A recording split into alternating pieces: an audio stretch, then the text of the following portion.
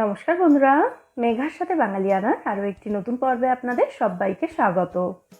আজ আপনাদের সাথে শেয়ার করছি ছোলার ডাল এবং সজনে ডাঁটা দিয়ে তৈরি সম্পূর্ণ নিরামিষ একটি প্রিপারেশন, সজনে ডাঁটার রসার রেসিপি। এই সজনে ডাঁটার রসা এতটাই সুস্বাদু হয় খেতে যে গরম ভাতের সাথে আর অন্য কোনো প্রিপারেশন লাগবে না, শুধু এই একটা প্রিপারেশন দিয়েই সমস্ত ভাতটা খাওয়া হয়ে যাবে।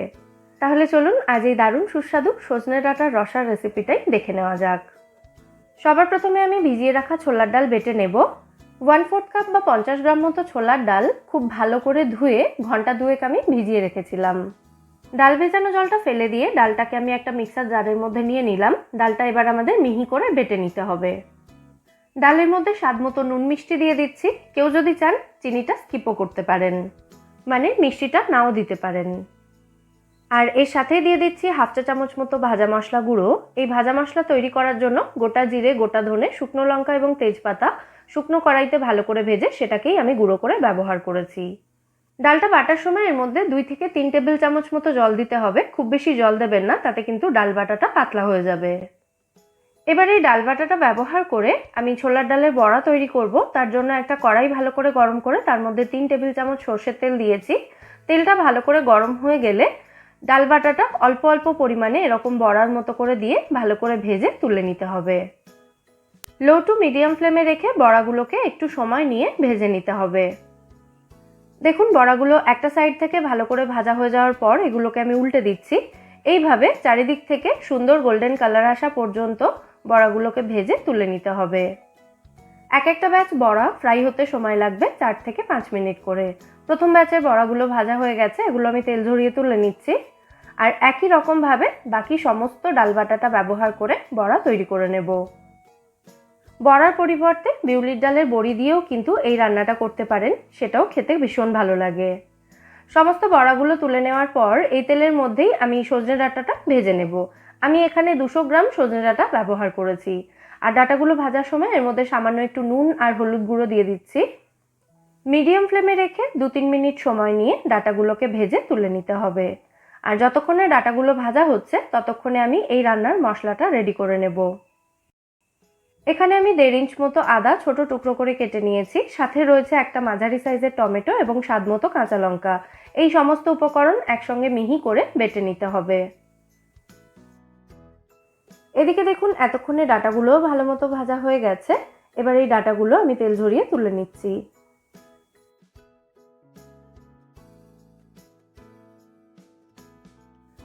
ডাঁটাগুলো ভেজে তুলে নেওয়ার পর কড়াইতে যেটুকু তেল আছে এই তেলেই আমি বাকি রান্নাটা করব, তবে আপনারা চাইলে তেলটা একটু বাড়িয়ে নিতে পারেন। এই তেলের মধ্যে আমি ফোড়নের জন্য দিয়ে দিয়েছি একটা তেজপাতা, একটা শুকনো লঙ্কা এবং 1 চা চামচ মতো গোটা জিরে। জিরের কালারটা ব্রাউন হওয়া পর্যন্ত ফোড়নটাকে ভালো করে ভেজে নিয়ে এর মধ্যে দিয়ে দিচ্ছি লম্বা টুকরো করে কেটে রাখা 2টো মাঝারি সাইজের আলু। 2-3 মিনিট সময় নিয়ে আলুগুলোকেও হালকা করে ভেজে নেব। আলুটা ভাজা হয়ে গেলে এর মধ্যেই আমি দিয়ে দেব বেটে রাখা মশলাটা, মানে আদা, টমেটো এবং কাঁচা লঙ্কা বাটাটা। একটু নাড়াচাড়া করে মশলাটা মিশিয়ে দিচ্ছি। এবার মশলার জারটা ধুয়ে সামান্য একটু জল দিয়ে দিচ্ছি যাতে জারে লেগে থাকা এক্সট্রা মশলাটা নষ্ট না হয়। আর সাথে দিয়ে দিচ্ছি স্বাদ মতো নুন, 1/2 চা চামচ মতো হলুদ গুঁড়ো, 1 চা চামচ জিরে গুঁড়ো আর সামান্য একটু কাশ্মীরি লঙ্কা গুঁড়ো কালারের জন্য। এতে কিন্তু ঝাল খুব বেশি হবে না, তবে এই কাশ্মীরি লঙ্কা গুঁড়ো দেওয়াটা কিন্তু একেবারে অপশনাল। সমস্ত উপকরণ একসাথে ভালো করে মিশিয়ে নিয়ে আলুর সাথে মশলাটাকে কষিয়ে নিতে হবে মিনিট 5 সময় নিয়ে। আর এই সময় কড়াইটাকে ঢাকা দিয়ে গ্যাসের ফ্লেমটা একদম লোতে রেখেছি আমি। মিনিট 5 সময় নিয়ে মশলাটাকে আমি কষিয়ে নিয়েছি। এখন দেখুন মশলা থেকে তেল ছেড়ে গেছে, তার মানে মশলাটা কিন্তু ভালো করে কষানো হয়ে গেছে। এবার এর মধ্যে ভেজে রাখা ডাঁটাটা দিয়ে আবারও 2 থেকে 3 মিনিটের জন্য লো ফ্লেমে এটাকে কষিয়ে নেব।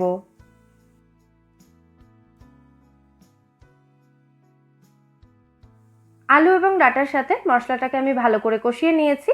এবার এর মধ্যে দিয়ে দেব পরিমাণ মতো গরম জল। যে যেমন গ্রেভি রাখতে চান জলটা সেই হিসেবেই দেবেন। যেহেতু এটা রসা রান্না হচ্ছে তাই আমি গ্রেভির পরিমাণটা একটু বেশি রাখছি।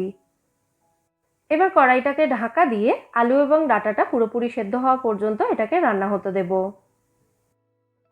মিডিয়াম ফ্লেমে রেখে মোটামুটি 5-6 মিনিট মতো রান্না করলেই দেখবেন আলু এবং ডাঁটাটা ভালো মতো সেদ্ধ হয়ে গেছে। কড়াইয়ের ঢাকনাটা খুলে একটু নাড়াচাড়া করে দিলাম। এখন দেখুন আলু এবং ডাঁটা দুটোকেই আমি চেক করে নিচ্ছি এবং দুটোই কিন্তু ভালো মতো সেদ্ধ হয়ে গেছে। এবার ভেজে রাখা ডালের বড়াগুলো আমি এর মধ্যে দিয়ে দিলাম। ভালো করে মিশিয়ে দিচ্ছি। এই সময় আমি গ্রেভিটা একটু চেক করে দেখে নিয়েছিলাম, আমার মনে হয়েছিল নুন আর একটু লাগবে, সেই জন্য আমি নুনটা অ্যাডজাস্ট করে দিলাম। আর সাথে দিয়ে দিলাম সামান্য একটু চিনি। স্বাদ মতো মিষ্টি দেবেন, আর যদি চিনি না দিতে চান তাহলে এটা স্কিপ করবেন। আর দিয়ে দিয়েছি 1/4 চা চামচ মতো গরম মশলা গুঁড়ো। তারপর সমস্ত উপকরণ একসাথে ভালো করে মিশিয়ে দিচ্ছি।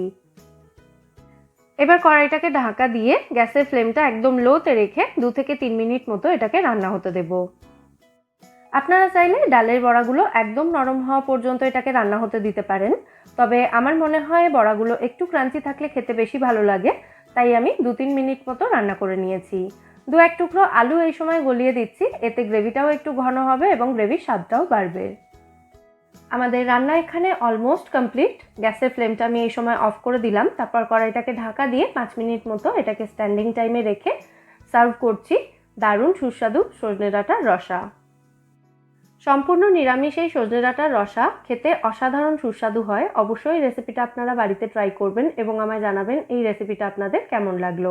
আর আজকের এই রেসিপিটা যদি আপনাদের ভালো লেগে থাকে, ভিডিওটাকে বরাবরের মতো একটা লাইক এবং শেয়ার করে প্লিজ আমার চ্যানেলটাও সাবস্ক্রাইব করে নেবেন যদি এখনও না করে থাকেন। ফিরে আসবো নতুন কোনো রেসিপি নিয়ে। সবাই সুস্থ থাকবেন, ভালো থাকবেন এবং সবাইকে খুব ভালো রাখবেন।